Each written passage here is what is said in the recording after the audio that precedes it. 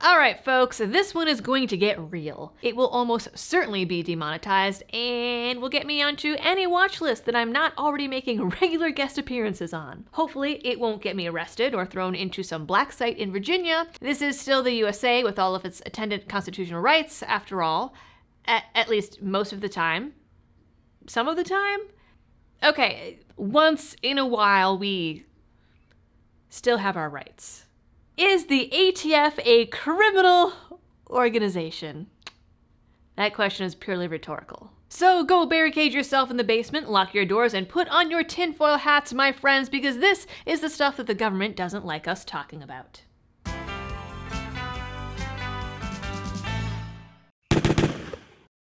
Hello everyone and welcome back to the channel. Before we get into the good stuff, today's video is brought to you by a Blackout Coffee company. Blackout Coffee is a family-owned roaster based out of sunny Florida that works to not only bring you amazing coffee, tea, and hot chocolate, but also partners with some of your favorite channels and gun rights groups to help support the Second Amendment. So to get a great cup of coffee you can be proud of, donate to some of your favorite gun rights groups, and help support the channel, go to blackoutcoffee.com/libertydoll. First, let's start with the abbreviated history of how the ATF was formed and where it got its roots of taking hard-working Americans' money. Believe it or not, the ATF was formerly part of the United States Department of the Treasury, having been formed in 1886 as the Revenue Laboratory within the Treasury Department's Bureau of Internal Revenue. The history of the ATF can be traced back to the time of the Revenuers and the Bureau of Prohibition, which was formed as a unit of the Bureau of Internal Revenue in 1920. It was made an independent agency within the Treasury Department in 1927, was transferred to the Justice Department in 1930, and became briefly a division of the FBI in 1933. So they were all over the place. When the Volstead Act, which established prohibition in the US, was repealed in December 1933, instead of cutting the agency like they probably should have and losing an avenue for revenue, the unit was transferred from the Department of Justice back to the Department of the Treasury, where it became the alcohol tax unit of the Bureau of Internal Revenue. In 1942, responsibility for enforcing federal firearms laws was given to the ATU because that just makes perfect sense. In the early 1950s, the Bureau of Internal Revenue was renamed the Internal Revenue Service, or our beloved IRS. And the ATU was given the additional responsibility of enforcing federal tobacco tax laws because, like, guns and booze are already totally the same thing, so why not throw cigarettes on top, too? Again, it makes perfect sense. At this time, the name of the ATU was changed to the Alcohol and Tobacco Tax Division, or ATTD. In 1968, with the passage of the Gun Control Act, the agency changed its name yet again, this time to the Alcohol, Tobacco, and Firearms Division of the IRS, and first began to be referred to by the initials ATF. So basically, for most of its life, the ATF was holding hands and playing footsie with the IRS. They deserve each other. The ATF is now a domestic law enforcement agency within the United States Department of Justice. Its responsibilities include the investigation and prevention of federal offenses involving the unlawful use, manufacture, and possession of firearms and explosives. I can't even say that with a straight face because in action that is not at all what they do. Acts of arson and bombings, and illegal trafficking. They're supposed to stop illegal trafficking, actually not do it, and tax evasion of alcohol and tobacco products. The ATF also regulates via licensing the sale, possession, and transportation of firearms, ammunition, and explosives in interstate commerce. So, how did such a much-loved and trusted government agent... Sorry, folks, I just can't say that without throwing up. How did they become the most untrustworthy and reviled government agency in America? Well, they basically looked at all the screw-ups and constitutional violations that the FBI were getting up to and said, "Here, hold my beer." A truly in-depth look at the vast array of broken laws, constitutional violations, and just plain murders the ATF have been involved in would take a several hours long video, so to give credit where credit is due, I'm going to share the highlights here and provide links to anyone's video that gives a more detailed account for all of you who want to do a truly deep dive. The truth is the ATF really didn't have too many noteworthy issues of corruption until the early 1990s. I suppose it's Possible they were just better at hiding it back then, but who really knows? No, the ATF's fall from anything resembling grace really kicked off with the Ruby Ridge debacle. Through a whole series of bad decisions and horrible communication between local law enforcement, the courts, the press, and inevitably federal law enforcement, several unnecessary deaths happened over an 11-day standoff that all started over some ATF entrapment. On August 21, 1992, law enforcement approached the home of Randy Weaver, a Vietnam vet, and his family at their home on Ruby Ridge. A friend of the family, a teenage boy, and a U.S. Marshal were all shot in the initial mishap, and the mother was shot in the head while holding her infant baby shortly after, which was truly heroic. It all just steamrolled downhill after that. Forgotten History does an amazing and mostly unbiased account of the whole thing, which again I will link down in the description.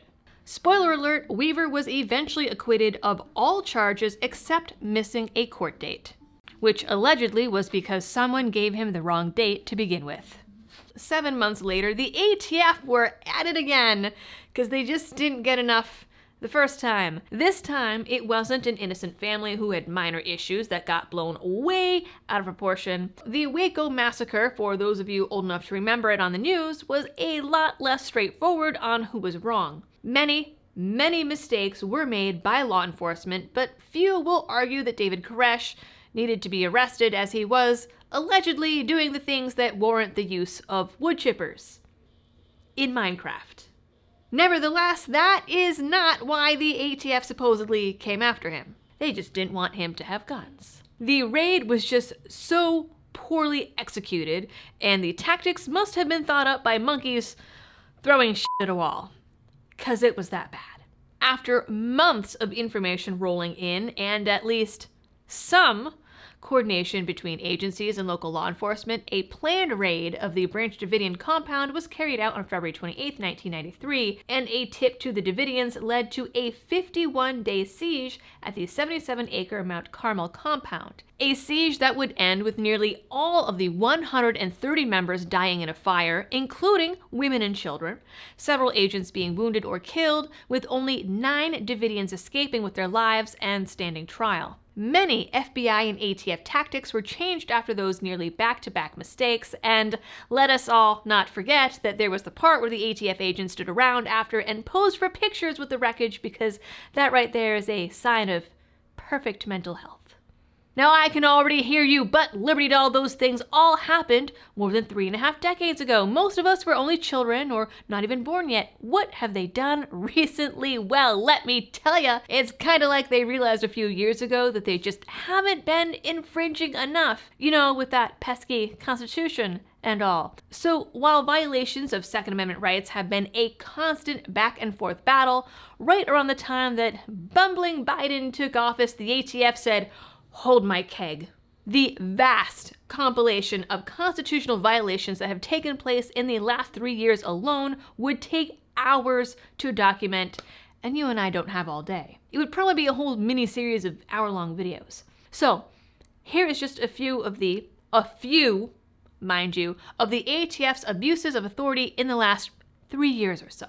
The whole pistol brace and frame and receiver overreach, basically creating laws and taking legislative action without congressional approval. Thankfully, they're starting to get their butts whooped on this one, and we'll see how it plays out.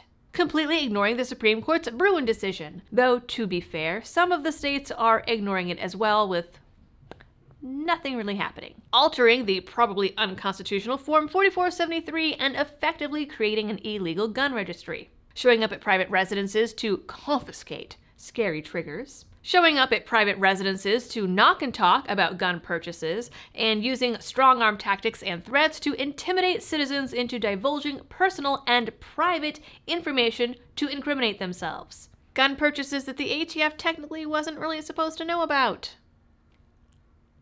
if they didn't have a registry. Raiding the wrong motel room and holding hostage, perfectly legally detaining an old woman. Raiding homes and holding children at gunpoint, that's a fun one. Proving the ATF spends official time on Tinder. I bet you guys forgot about that one, didn't ya? Stopping unconstitutionally protected rights over smells. pushing illegal red flag laws. They did jail someone for a drawing, putting on informative videos showing just what a bunch of poorly trained circus freaks they are by displaying belt-fed machine guns and a table full of completely legal but scary-looking firearms in a sad attempt to terrify people, all while their supposed expert can't even field strip a Glock without instructions written in a damn pop-up book. All this while not being able to clearly define what an assault weapon even is. Say it with me now, ladies and gentlemen, it's bullshit. Sorry folks, going back over all of this in one single video is getting me pretty riled up at the volume of crimes being perpetrated on us regularly. Okay, I can continue now.